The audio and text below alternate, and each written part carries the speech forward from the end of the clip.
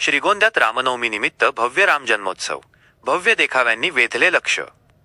बजरंग दल व विश्व हिंदू परिषद यांच्या वतीने काल रामनवमीनिमित्त श्रीगोंदा शहरात भव्य राम जन्मोत्सव मोठ्या उत्साहात साजरा करण्यात आला.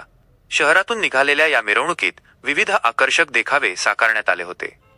या कार्यक्रमाचे प्रमुख आकर्षण म्हणजे अयोध्या येथील हुबेहूब भासणारी प्रभू श्रीरामांची मूर्ती होती. तसेच कोपरगाव येथील अघोरी पथक, लव जिहाद विषयावरील देखावा, मराठा आरमार आणि ब्रह्मोस क्षेपणास्त्र यांचे देखावे पाहण्यासाठी नागरिकांनी मोठी गर्दी केली होती. मिरवणूक श्रीगोंदा बस स्थानक येथून उत्साहात प्रारंभ होऊन शनी चौक येथे तिची सांगता करण्यात आली. संपूर्ण शहरातून मार्गक्रमण करताना जय श्रीरामच्या जय घोषाने परिसर दुमदुमून गेला होता.